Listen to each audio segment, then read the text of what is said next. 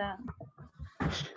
So I am going to open the school planning committee meeting of Wednesday, May 20th, 2020. I'd like to welcome everyone to this meeting, and please note, I'm just going to read real quickly, that in accordance with the emergency orders announced by Governor Baker and to protect public health during the COVID-19 outbreak, this meeting will not be open to the public for physical attendance, and committee members are joining this meeting via Zoom conferencing. The meeting is being live streamed and cable broadcast by ECAT, and the meeting has been posted, and minutes will be recorded and posted according to open meeting law requirements. I'd like to begin by asking committee members to acknowledge that they are present for the meeting so that I can assure that there is a quorum for the meeting. So give me 30 seconds so I can just get my list here. When I call your name, can you please confirm whether or not you are present for the meeting? Leisha Cabral. Cabral present. Ken Carlson. Dottie Fulgenetti. I'm here. Hi, Dottie. Dave Field. I'm here. Patrick Helen. Present. Caroline O'Neill. Present. Connor Reed. Present. Billy Soberai. Thought I saw Billy. I'm here. Oh, thanks, Billy. Jamie Stebbins.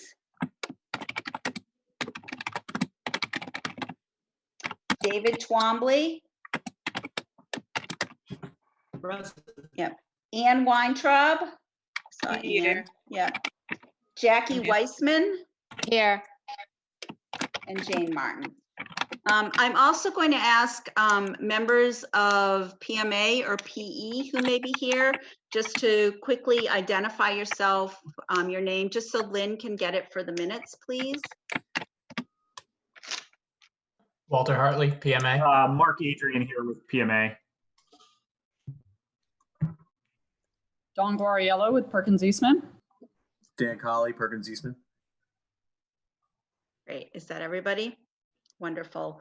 I'm now going to ask for a motion to approve the minutes from April 15th of 2020. I am going to note that Lynn and I have already discussed making one change to the minutes under call the meeting to order. The sentence that begins with "this meeting is being live streamed and cable broadcast." Lynn is going to clean that up so it makes a little bit more sense. Are there any other comments or questions about the meeting minutes?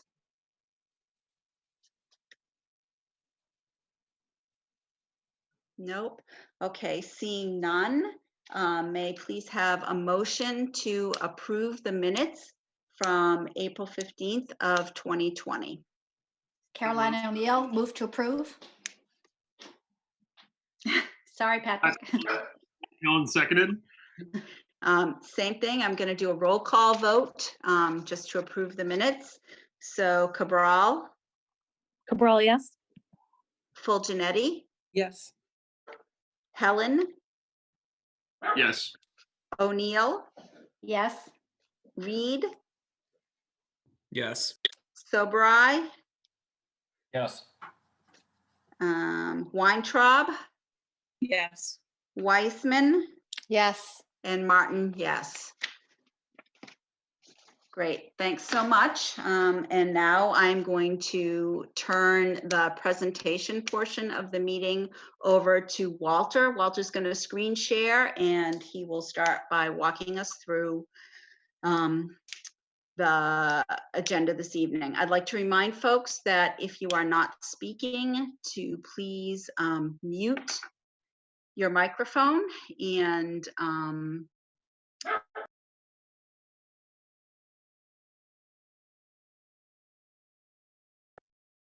after each agenda item, we'll take comments and questions. Great, thanks.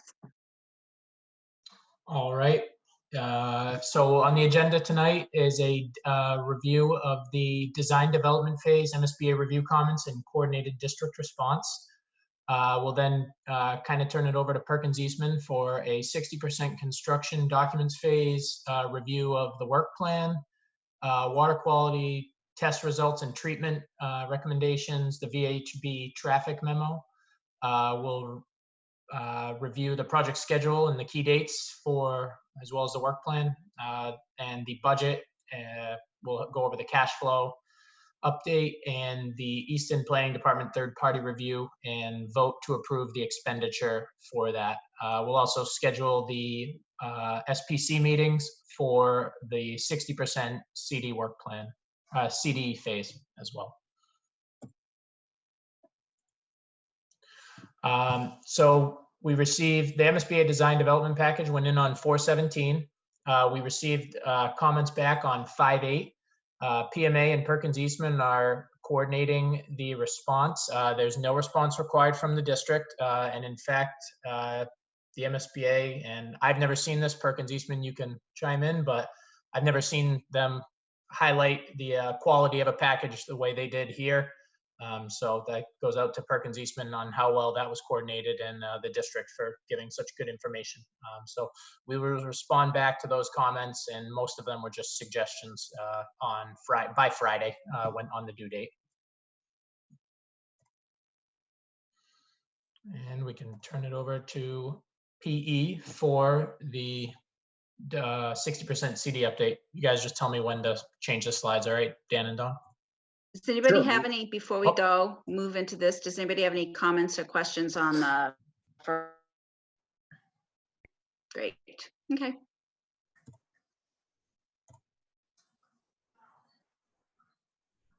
Okay, we have the water quality test results and treatment slide first. I didn't know which one we were going to get here. So we had someone go out on behalf of the plumbing engineer because there's been some questions about the water quality and whether or not we should be treating anything there. There are some things that were found in the test results that should be treated. On the side, which I can't read because it's covered by my face and everyone lots of other people's, but it says that we're suggesting filtration for nitrates, high pH, total dissolved solids, and calcium. Some of these things aren't really super elevated, but I think that once we are starting to treat for, say, high pH, then if you're kind of on the range for total dissolved solids, I guess that's this very similar treatment. So they, you can see in the chart next to it, which is the chart copied from the results I got about calcium hardness and total hardness are really what they think we should do, but there are also some that are borderline that are going to be included in that same system. Beyond that, though, there was testing reports that were given to us by the town that talk about what might be in the water from a kind of a more of a health standpoint. And although none of those things exceed the Massachusetts limits, all of those things are kind of at the Massachusetts limits. So we're going to suggest that some of those things get added to this as well. And I can tell you what some of those are. Sorry, I have to pull up the email I sent to someone about this.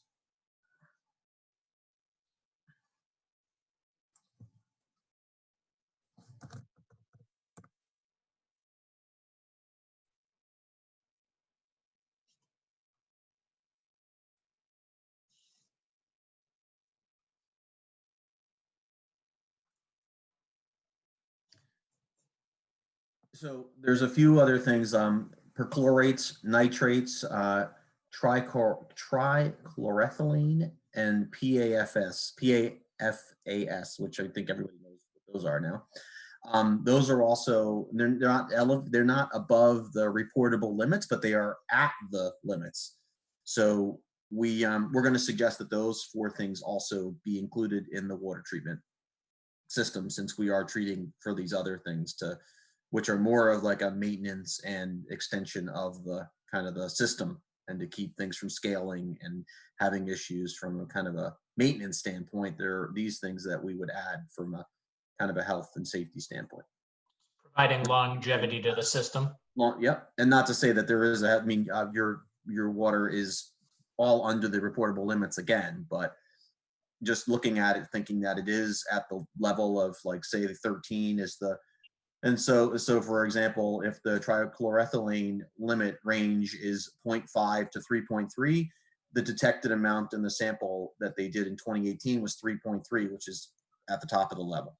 So we just think that those are probably things we should address as well, since we're going to do this. Can I ask 2 questions? Sure. Or do you want me to wait? No, go ahead. So one, I guess, one is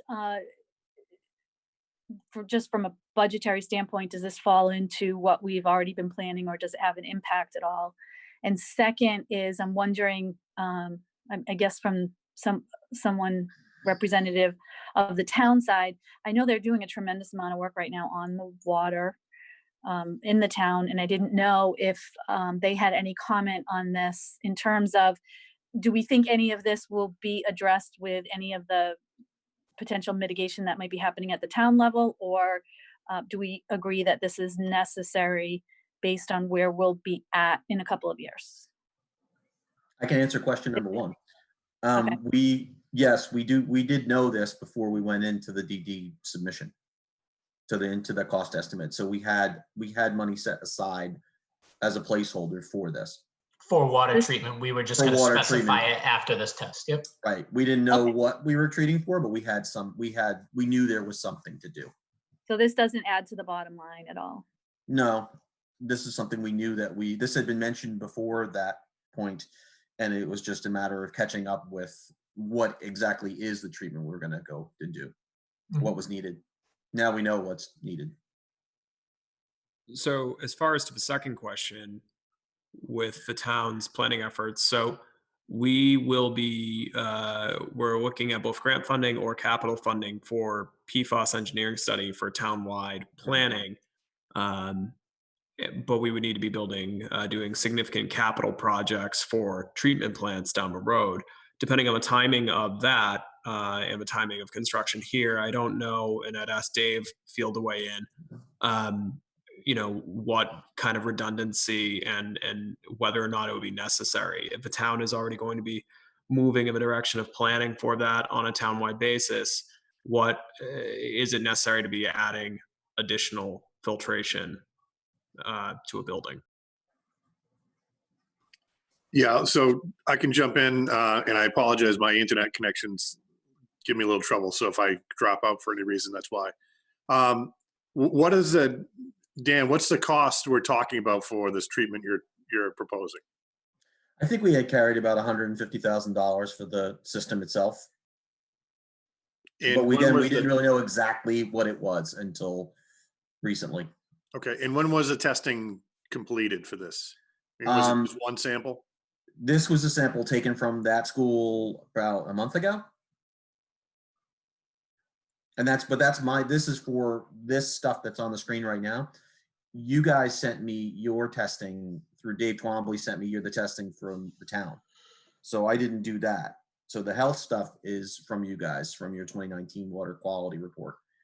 This stuff is from my provider, and it's only for maintenance things. So it's kind of a combination of the two things. Okay. That was like a month ago. Yeah, so it'd be my opinion that, for health and safety, the town's water is healthy and safe to drink, and we are looking at additional treatment plant to mitigate some iron and manganese and possibly PFAS down the line. So I don't really think we should spend additional money for this one school to add those type of treatments. But if it's to treat for the scale and hardness and things like that for maintenance purposes, I would be okay with that because it's just intrinsically something that's in our water.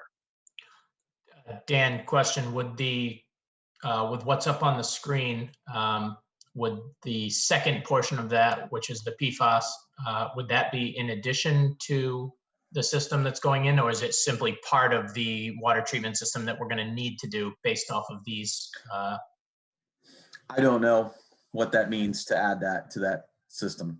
So that's something that's out there right now. It's a question I asked the engineer to get back to me. What does it mean? Because obviously the system changes depending on what your filtration is, what you're filtering for. If we want to just to stick with what were these water quality things that are maintenance things that would, extend the life of the piping and the building and reduce overall long-term maintenance issues, then this is what they're recommending to do, is the ones that are on this chart. And if you're going to deal with the other things or address other things as a town-wide project, then I agree, there's no need to do it here. Sorry, I'm probably missing something here. So there's two pieces to the chart, the left side and then the right side where you have a list of recommendations, correct? That's correct. So Can you see? Sorry, can you see it, Jane, or no? Yeah, I can see them both. So you're saying that all of those recommendations, there's 1, 2, 3, like 4, 5 main bullet points. All of those recommendations are what you are or what your consultant is recommending as part of the filtration system for this project, and that the cost of that is carried in the project, and it's at about $150,000 for all of this. And then what we're saying as an option would be, if we removed, I guess it would be the first 2 bullet points, the suggest the filter and the high pH, that might change the cost. What bullet points are you talking about doing versus not doing? No, the first. Or am I the only one who's not clear? No, I got the first bullet point, which is the one that we're talking about not doing. The high pH, TDS, calcium, and water hardness are all ones that are just intrinsic in the water, and those should be those are going to be part of the filtration. The $150,000 is kind of what we ballparked it at for DD, so that we had money set aside to do this. That may be higher or lower depending on now that we know what this is, but it's not going to be wildly higher or lower. So when will you know what the cost differential is? Because there's some of this is going to come down to timing on when the school is done versus when our projects are done. So if it's something that's carried within the budget and fits within the budget, I'm not going to make a big deal out of don't do it, obviously. But I'm admittedly not an engineer, but my understanding of PFAS filtration systems is that they're generally not cheap. They're not. So let's, I think we could probably have a number together for the next time we all meet, and let's put that on the agenda just to talk about the number and whether or not we include bullet 1. I think we can all agree we're doing the other 4 things. Those are things that are just intrinsic in the water, and they're just good for the building's long-term, piping and long-term longevity of usage of the building. But the first one, let's find out what that additional cost is, and we can touch base on that for the next meeting. Let's definitely do that, Dan. And in addition to that, what we can do is at the end of this phase, the same as we've done, this is an item that can go on to our value management list. It's not, a typical value management item, but because of the non-required nature of it, I think it's something that could go on. And if this committee feels that the better time frame to put this in would be now, it's totally something we could do, and we can decide at that phrase, but we can have the scope ready or the cost ready for the next meeting, I think, Dan, right? Yeah, we should be able to do that. Yeah. But we also have the time frame for, if we don't put this into the school, when is the town going to have a water filtration system up and running for the PFAS? If there's a gap in that, I think it makes a difference. Absolutely. Absolutely. Is that something Connor and Dave, you guys could kind of ballpark? Yes. Great. All right. Any further questions on the water quality results and treatments? Actually, what would be for the system as proposed right now? What are you talking operationally? How much does that add per year for the school to operate that system? I can find that out for you. All right, perfect. We'll include that. I'll add that to I'll include that. Yeah. All right. For both different options, because I'm assuming the filtration the changes depending on what you add to it. Yep, absolutely. All right, we'll jump to the next slide. Sorry, go ahead, Dan. So the next slide talks about the traffic memo that was created by VHB, the traffic engineer who you all have met and heard speak before. He was asked, or there was questions at one of our, at least one or two of our meetings from the police and fire departments to clarify the traffic pattern around the site. So he prepared a memo to summarize it because he tried to meet with them, but he couldn't. And then everything went, we all can't really meet in person now. So he put a memo together with drawings that kind of explained it, I think fairly clearly and succinctly that, so we're getting responses back today. I think we got Chief Partridge's response today, Walter. We did, and just the recently. the only two questions he had were regarding where the bus drop was, and so we clarified that for him, and if the traffic flow charts were indicative of the additional Moreau and Center, which I believe everyone knows they were. So those are the only two questions he had, and then police had nothing. No questions. So again, this goes over what we've already all seen before. We talked about the current staggered school start times and how that spreads traffic flow over a longer period, and that really the major issue traffic-wise for the campus, or at least the major driver right now, is the high school and the middle school times, not necessarily the elementary, and it won't be in the future, even with the addition of this new population growth. Then he talked about the limitations on the Lothrop Drive, but again, these are all just his recommendations, and what ultimately he felt that we really have to get it going and use it and see how it works, and then make adjustments to it as you guys go, because he feels that his suggestion is to limit it, limit the turning out of the Lothrop Street, and limit the times that you can go in and out of the new road, that area there, that spot. He thinks that that's going to, and I'd agree with this, that adding more exit points, which is what that does, and allowing traffic to spread out more is going to alleviate a lot of concerns. But I think you need to kind of pilot it and see how it works. Again, the police department had really no comments. They reviewed it and understood what we were doing, and then the fire department got back to us today with those couple of little comments that we addressed. Is there any questions on the traffic? So I have a couple of questions. And I know one of the things that we keep saying, and this isn't something we can answer today, this is more a planning piece. One of the things that we keep saying is as we get closer to its use, and then immediately after we start using it, we may be making adjustments. But I know that from my perspective personally, and I'd like to hear other folks' opinions on this, is I'd almost like to see, and I don't know how we do this, if we put a little subgroup together that includes your traffic consultant, but that we have a more definitive plan for when we open what the traffic flow is going to look like on all of these streets surrounding the school. In other words, that we'd say something like, up and down Spooner Street is 2 ways at all times, up and down Lothrop Street is 2 ways at all times, or if we're going to suggest limiting some of those times, that we have a real thought out traffic plan for when we're opening that building, how the flow is going to work around this campus. That's kind of, and I know that I don't expect an answer today. This is just thinking down the line. How do we get a little clearer on what the traffic flow is going to look like? My next question is really, it's 2 things that we have discussed probably quite a while ago when we were first looking at this. One is when or how do we make a decision as to whether or not there's going to be an egress from the Richardson Olmsted Elementary School onto this new road. We talked about that at some point. And then the other piece that is of concern to me is the top, I'm not controlling the screen, but it's the top, that area.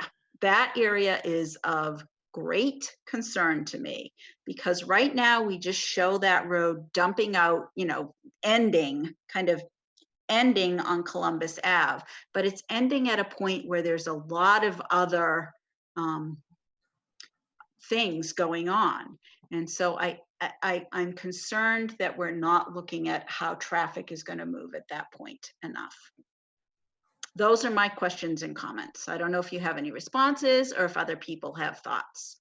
So, Dan, the first item sounds like a very similar to the traffic memo, and I'm not sure that the traffic memo is absolutely as clear, but I think it has a lot of that information in it. It does. A Yep. suggested traffic flow pattern. So I believe that memo has what you're looking for, Jane. It does. He Yeah. does suggest what he thinks should happen.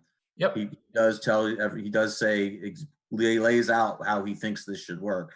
Yep. The thing he doesn't want to do is nothing's an absolute in traffic design. So he doesn't want to say, this is what you're going to, and then have it, you say, I don't really like it. So he's leaving the option open for someone to change that or someone to make adjustments to it. But he definitely has a real strong opinion about how it should work. And I'm happy to have him, if you want to set together a small group and have him attend, come to a quick meeting with you guys and go over this, it's fine. Yeah, I'd actually suggest, and I don't think there's an immediate urgency to this, obviously, but that we put a presentation further down the road, perhaps when we're all meeting in person again, for how traffic flow around that building is around that campus is going to work. So again, I not urgent, but I don't want us to lose sight of that. On your second question, the RO connection to that parking area, there's a retaining wall at the end of that parking lot, between that parking lot and that new connector road, which makes that a significant project to connect those two things. So we are going to connect that upper area to the new fields, because we know that the students use the fields that are adjacent to the park field. We need to give a accessible route between the two things. So that ramp, there's going to be a ramp put in there for that. But as far as connecting the parking lot to the road, that's going to be a significant project to do that. So we can look more into that or how that might happen, but there is I think it's almost a 3.5 to 4 foot grade change there. It would include losing multiple parking spaces in that parking lot, which I don't think anyone You can't do that. Yeah, I don't think. right. But it may include, really significant, like building a new road into somewhere around there to connect, which might not. Man, I don't know how exactly right now that fits, so I can't really answer it at this minute because I don't know how it fits into this. We had talked about that. We did. We mentioned it early quite a on, bit, that's and I correct. want to make sure that we're, it's sounding like the recommendation and the decision at this point is that we don't do that, but we've never circled back and formally said that yet. So I want to make sure we're closing those loops. And if other people have comments or questions on that, I don't know, Dr. Cabral, if you have any thoughts on that. And I see Anne has her hand raised. So Anne, why don't we start with you?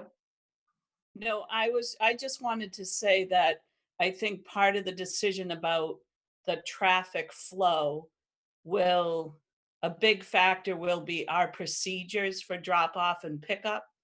So I would hate to do it prematurely and put something out there to say it's going to be like this, and then have the school leadership, as we make our plans for all of those things, change it. So I just don't want to do it prematurely. I mean, I think we can share what the traffic expert suggests, but I think we need to do some work around what our procedures will be before we make anything. So maybe his recommendations is what you start with. You look at those and then you think about your procedures and think about, okay. Yeah, and I agree. It's down the line. I just don't want us to. Jane, to that point, I think we also need to be clear, starting now, that whatever we do, even up to the opening of school, may be changed based on what we are observing once school is in session. So we will continue to look at this throughout the whole year, because even we know at different times of the year, there are different traffic patterns and so forth. So we just need to make sure that people know, even if we have something in writing before school starts and we actually implement something, that could change based on if it bottlenecks, if we find something's unsafe, if we estimated incorrectly on something, and we will make changes. So I think it's important to know that even if that gets to a point of being in writing, it's not a definite forever. That's part of the advantage of having control of those roads, is that we can change direction, we can make things one way, we can close roads at certain times and so forth. So I think it's important every time we have this conversation to say that we're going to continue looking at it and it could change. Yep. Even mid.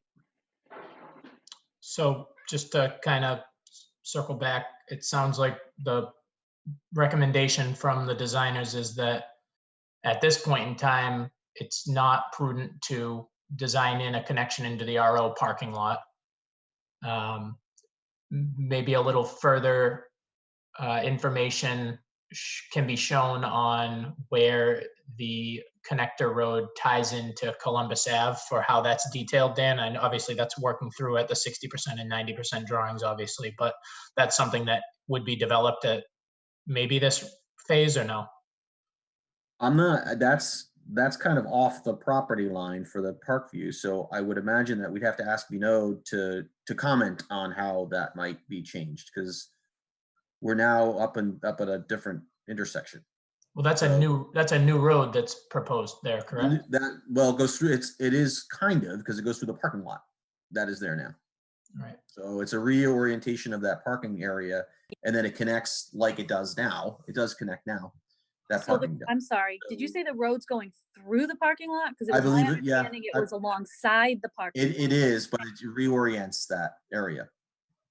That's correct. It reorients the area up there. We need to get What does that mean? I'm sorry. Yeah.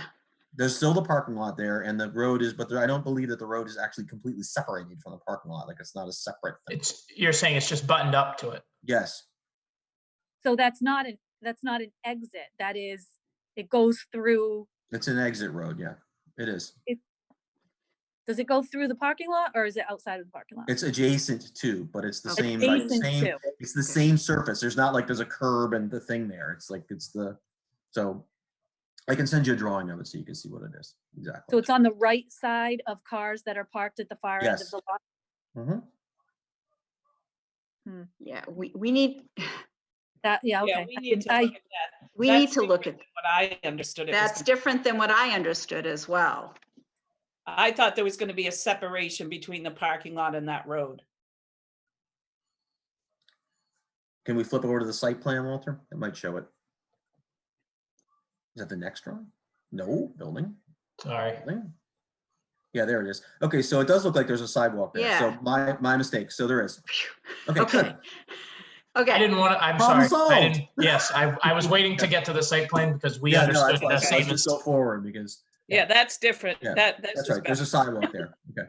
But this area up here, that, I don't know what, that area is concerning for me. Does that not look a little better to what you were concerned about? Because No. it eases my mind a lot. Well, Honestly, if that's an exit, Jane, if that's an exit only and people are exiting out to the right, that's not as much of a problem for like Okay. dismissal, or, I mean, we have to look at the times too. Remember, those two schools Okay. get out at the same time. okay. right. And it will just be a coordinated plan between the different schools. So to your point, Jane, we'll have to work it out, but Okay. I just, yeah. that area worries me a little bit. So- Yeah. I was way more concerned when I thought it was part of the parking lot. I feel a lot better now. Yeah. Adjacent to, but there was a sidewalk there. Okay, who else has their, Ann, is your hand still raised? Or are you all set? Oh, I didn't know I had to unraise it. Yeah, I don't know. Does somebody else have their hand raised? You must be tired. Yeah, Billy? Yeah, I do. If you go back to that other screen. Nope. There you go. RO, if you follow the actual signs that are put out on the roadway as of this moment in time, when you exit RO, you're only supposed to take a right-hand turn. There is no left-hand turn on the Lothar During school hours. during the school hours. So that means all those parents, let's face it, the elementary school has a huge amount of parents dropping kids off and picking them up. They only have two options. They can, as of this present time, they can only go to the right. And that dumps them out onto Columbus or onto the backside of the high school. We just added that sign this year. That's under our control. That can be changed very easily if it needs to. That's not a big, But that any hasn't parents always taking been a like that. left-hand turn there, which they currently do, they cause a backup into the RO waiting line, and then people coming out of the high school, it's just a cluster as of this time. And Yeah, I'm pretty things to hopeful look that at. nothing on this campus looks the same when we're finished, because we have ongoing problems everywhere, which is why we went forward with the full traffic study, because we're hoping it's going to help us everywhere, even all the way out to Randall Street. Yeah, but the concern is just the parents leaving RO only have two directions to exit as of now. So going down One direction, correct? Say that again. Well, you're saying that the parents exiting RO here can only take the right-hand turn heading out this way, so they only have one direction to exit, as opposed to taking the left-hand turn on the Lothar. Correct. Yep, that's right. And Leisha's saying that sign was added this year, and it's something that's in their control. And I think what she's saying is that this can absolutely be adjusted along with because it's internal to the school, that it'll be adjusted. And maybe when this does come back, because if left-hand turns are allowed out of there, that RO is also allowed to turn left-hand out of there. Traffic might be eased, but again, the suggestions from the traffic engineer are just that, suggestions, and it's always up to the school to find the best. If there's improvements that can be made, the traffic engineer could be dead on with everything, and it may work the best. But that's definitely a concern, and we see that even at building committee meetings when we're at RO previously. Yep. Anyone else have questions on the traffic flow? So I think we had a couple action items out of there. Mark's got them written down, and we'll be able to move forward on those. All right, move forward onto the first floor plan. Dan and Don, you tell me which ones you want to see, but I don't believe there's been any modifications to the first floor plan or the second floor plans. That's correct. They're pretty much exactly how you saw them at the end of design development. The one exception, if you go to the second floor plan, Walter, the one area back in February at the February meeting, I was not present because it was February vacation week. I was on vacation, but Dan presented the media center to you guys and recognized that through the end of design development, we were going to keep it as shown, but then consider a small redesign as far as the space within the confines of that yellow square that Walter's highlighting. So that's underway. We're working on it as a team. We have follow-up user meetings on June 9th and 10th, and would like to present that to you just as a one single space final look at a redesign there, just for improvements. But otherwise, everything's exactly the same. If anyone has any questions on the floor plans? All right. We kind of jumped ahead a little bit to this, but Dan, if you want to take it away on this one.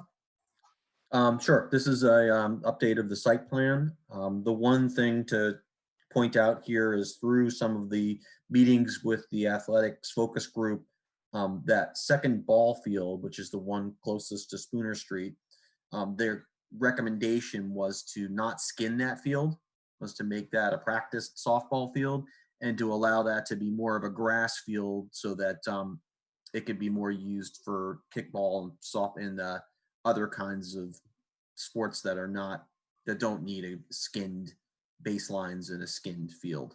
Not limit it. Right. Can that be used for youth baseball?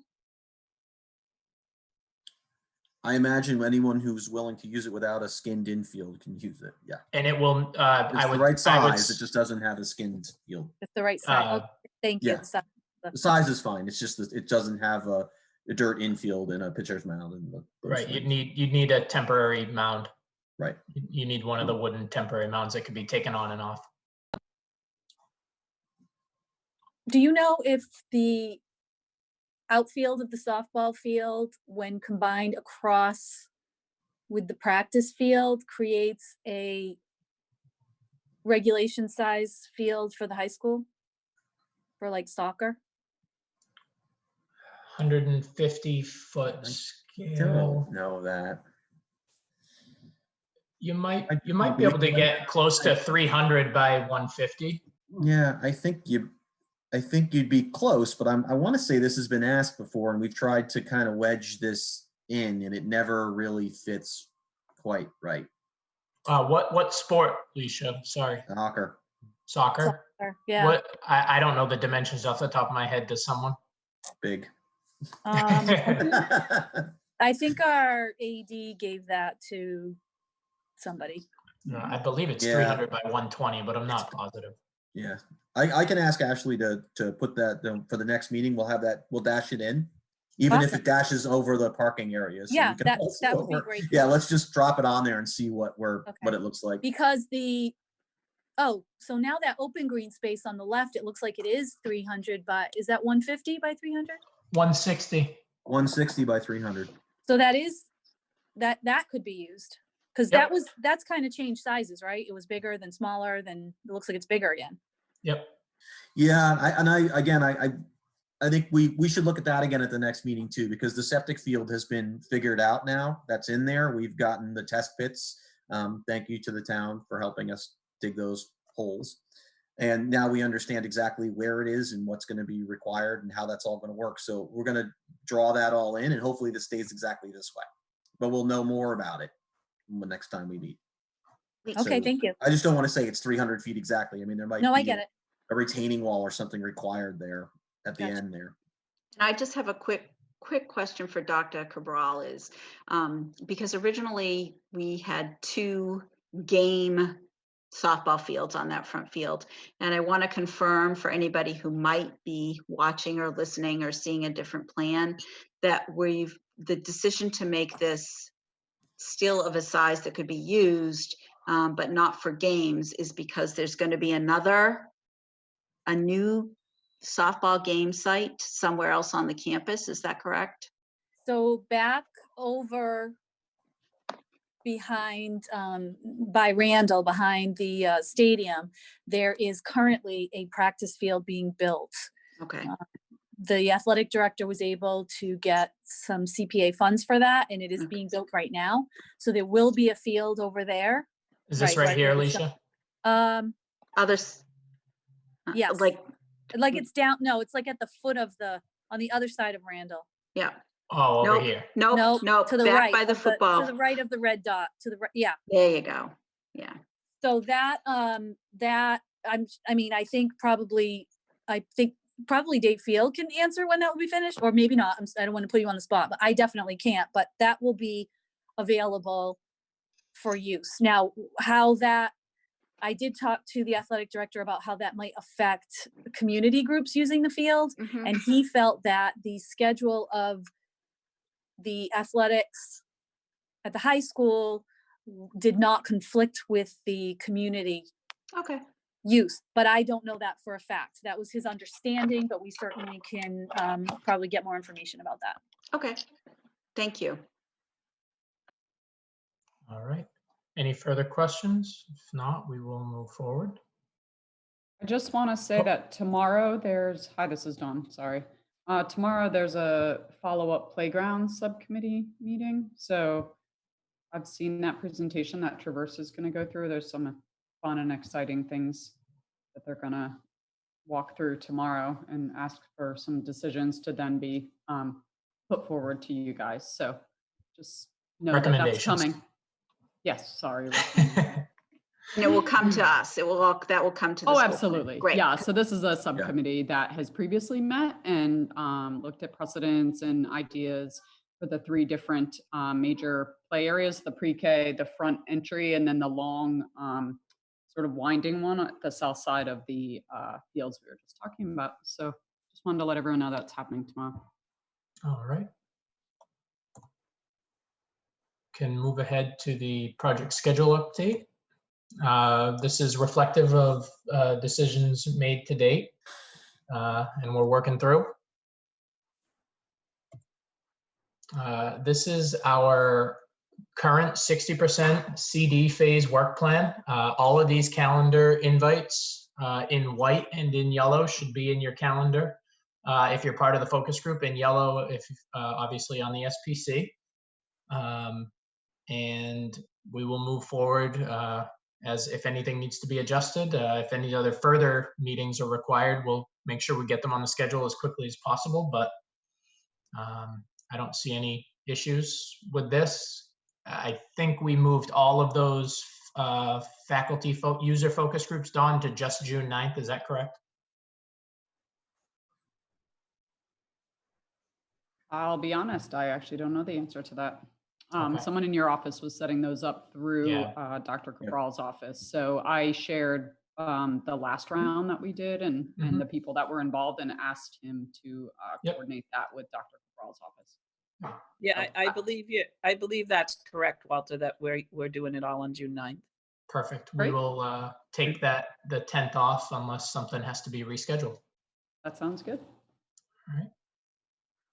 So this is kind of a, the obviously anything from these focus groups will come back to this committee if there's recommendations, and after each school planning committee meeting. Then we move forward with when the 60% construction drawings are due to the estimators, and then we'll run through the same tentative meeting if the budget needs to be reviewed with value management, and then the final vote on August 12th. We had been asked to highlight the important vote dates. August 5th and August 12th would be the tentative dates for votes that we need to make sure we have a quorum. Again, August 5th may be canceled, and it would only be if a required vote for scope for value management would be necessary. We'll know that on that Monday, so August 3rd, and we'll be able to make that call then.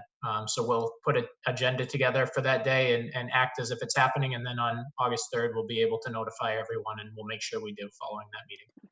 Jackie, I think Jackie's got her hand raised. Yep. Jackie? Yeah, I just wanted to ask about on June 30th, the COVID-19 focus group meeting. Is this, have you had these meetings before, or is this the first one? You mean these meetings in general with other No, clients? no, or the this, COVID, this just the you? COVID-19. Yeah, but with you or with the other With clients? the focus group. No, this is a new, like, we're suggesting that you create a focus group, Okay. and that we have this conversation, because since we're building this building now, we're designing the building now, we can't make dramatic changes to it, but we can do something.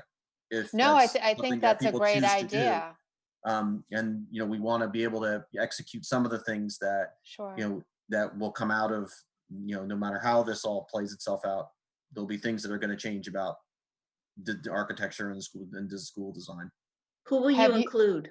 Sorry, That was my Jackie. question. No, that was my question. Up to the district, I believe.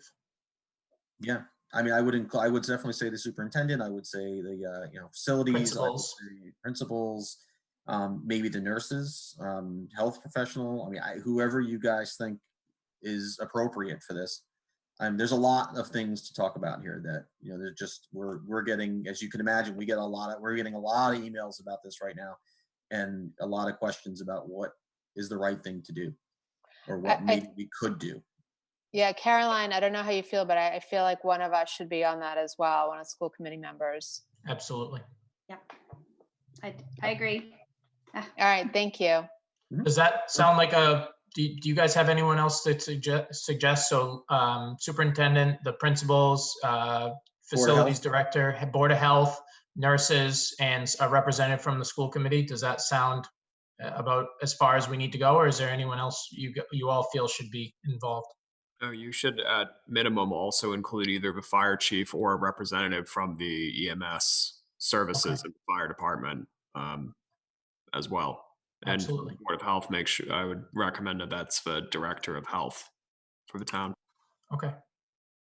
Can I just follow up and say, as far as things that may or possibly get implemented, it's worth noting that at this point, there can be no added space for the MSBA. And so I just don't, if there's anything that affects the spaces, we've already had a project funding agreement and a project scope and budget agreement with them. And correct me if I'm wrong, PMA, I think the MSBA has come out publicly saying they're not doing anything different regarding COVID-19, like as far as space planning or making any sort of additional accommodations. I could be wrong on that, but that's what I had heard. So just food for thought as far as, I just want to be clear that at this point, we're locked in to what the building size is. Yeah, some of the and things what that the I would cost is. agree. Yeah, some of the things that we think might be discussed are maybe temperature monitoring at the entrances, main entrances to the building, hardware changes, going to no touch on a lot of things, moving sinks into corridors to make it easier for people to wash their hands, make it easier for the kids to wash their hands, or more clear and right in the line of where they're walking. Those kinds of things. But again, John's right. It has to stay within the confines of the building that we have. So they're not going to accept us adding 10,000 square feet or isolation rooms or any of these things at this point. At least not that I know of right this minute. Nope, that is our PMA's understanding at this point in time as well. Yeah. All right. We will make sure that that group gets created and that meeting gets out there as soon as possible. Just a phase milestone. So we've closed out of the DD submission. That phase will be fully closed out on Friday when we report back to the MSBA with our comment returns. So we have the 60% phase and the 90% phase that we'll be working through. And then just a quick snapshot of the budget for build to date, $2,330,000, and MSBA estimated reimbursement of $1.267 million.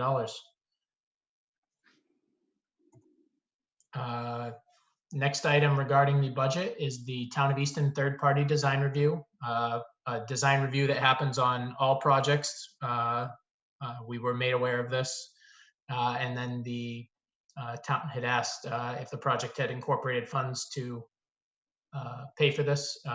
What we do know is that this is an estimated fee of $9,500 to complete it based on the size of the project and what they've done in the past. It would be billed on T&M. We got that confirmation from, I'm gonna mess up his name. Connor, can you help me? EMI. That this will be, and we'll be looking for the committee to authorize this expenditure. This would not be an addition to the budget. This would be taken out of one of the buckets that we have allocated. This is something that we've seen in other towns and been paid for out of the project in other towns as well.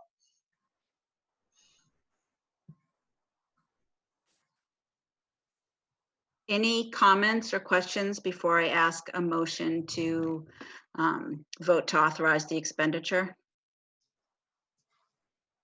Good. So could I please have a motion to vote to authorize the expenditure for the third-party design review costs as required by the Town of Easton Planning Department? Cabral, so moved. Helen, second. Roll call vote. Cabral, Cabral, yes. Fulgenetti, Yes. Helen, Helen, yes. O'Neill, Yes, O'Neill, yes. Reed, Yes. Soberai, Sobra, yes.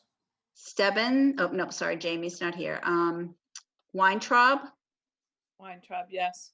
Weissman, Yes. and Martin, yes.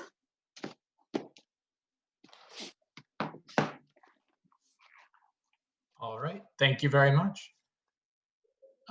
New business.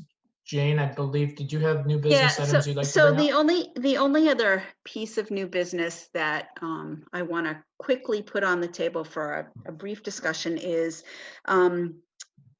recently I had somebody ask for updated site and design plans. And the conversation and the advice that I got from PMA and Perkins Eastman is, the drawings that we just reviewed today, I would suggest that I put those up on the website and we kind of leave those 3 sets of drawings there, but that moving forward, we do not share with the public unless it's specifically asked for any more detailed design drawings. So for example, in the past, I think I had put, when we submitted like a year ago, our preliminary plans to the MSBA, I put that whole packet up and available on the website. I am not going to put the design development packet up and available on the website, nor will I put the 60 and 90% drawings up and available on the website. And Walter, I don't know if you want to talk about this real briefly, just to let folks know why that's not a good idea. Yeah, and Perkins, feel free to jump in. I think this is the way it's described is potential too much information. Obviously, it's a public project and information can be requested, but it doesn't have to be given out so freely. And it's really to protect the design features of the school for security. Dan and Dawn, I'll let you guys kind of jump in what you see in other districts as well. Yeah, it's similar with the security reports and things that are often not made available to the general public just for privacy and security reasons. So, there's a lot of scary things that happen in the world that we live in. And when people have access to floor plans and can, potentially do harm to students, we want to try and mitigate that. And, having someone not understand the full skeleton of the building, if you will, and how one might navigate it is probably in the best interest of everyone. So, but, things are out there now and they're preliminary and they're, it's just good practice not to put all the information out for the general public. So at this point, if for example, I put these three plans that we looked at today, if I put those on the website and just stop there in terms of moving forward, and then don't put up our submissions, does that feel appropriate to you, or should I not even be putting? I mean, the floor plans are already out there. I think the floor plans are fine. I think it's the details that Right. we'd be more worried about. Is there are things in the drawings that show people where weaknesses might be so we don't want to kind of just display those. Okay. So I think that what the drawings that you're showing are not that. The colored plans are just showing them the spaces. They're really just the spaces, right? And then there are things that we do in particular in each classroom and places that are inherent to sort of just a security measure that isn't necessarily a security measure, just things that we like to do for good design and for as a security precaution. And none of that is shown in the plans that you have. That's not shown in those drawings. No. Okay. So that's going to be just so members of the committee know, in case anybody asks you why why details aren't shared. Those three plans will be on the website, but moving forward, I'm not going to put up detailed, all of our submissions to the MSBA. And for food for thought, it's consistent with what the MSBA does. They don't typically, their board meetings show floor plans. If you go and sit in their board meetings, they'll often show floor plans of projects, but I don't believe their presentations that are put online have those. Correct. So, yeah. They don't. So the MSBA does that, where if you're actually physically in the room, you can see the preliminary, same as what we're showing colored floor plans that are program plans. But if you go on and look at their notes and their presentation that's online, they're typically not in there. Okay. Thank you. Any questions about that? Was my only other project communication update that I wanted to bring to the group. Anything else that anybody has? Questions or comments?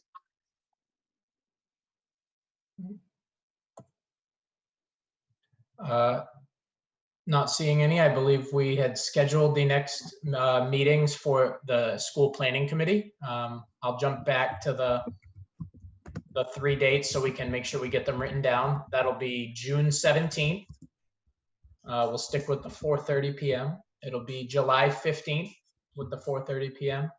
August 5th is the tentative placeholder, and then August 12th. And like we said, on August 3rd, we'll know the answer for the August 5th meeting as well.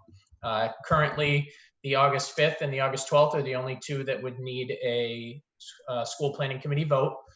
Should a vote be needed on the 17th or the 15th, we'll make sure that the Friday before we make everyone aware if there's anything required. But at this point in time, we don't see anything required for votes. Walter, did you say the July 15th is 4:30 also? Right now, I think we're moving forward with all of, I'm sorry, they have 6 p.m. on there. Right. But is everyone, are we good to stick with the 4:30? Is that an acceptable time? Okay, we'll update this to make sure we have the 4:30 time on there. Great, thank you. Yep, not a problem.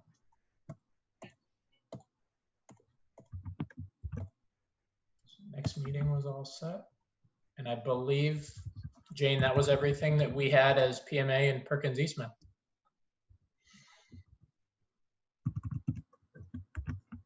think you're Jane, muted. you're Jane. muted. Yeah, I'm good. Are there any other questions, comments? Anybody from the public who has a question or comment? Great. So at this point, seeing none, I am going to ask for a motion to adjourn. I'll make a motion to adjourn. This is Dottie. Great. Could I Cabral, please have, second? great. Roll call vote. Cabral, Yes? Fulgenetti, Yes. Helen, Yes. O'Neill, Yes. Reed, Yes. Sobrai, Yes. Weintraub, Yes. Weissman, Yes. and Martin. All vote yes. Thank you very much, guys. We'll see you in a month. Thank you, everyone. Thanks. Hey, Thank you. Walter?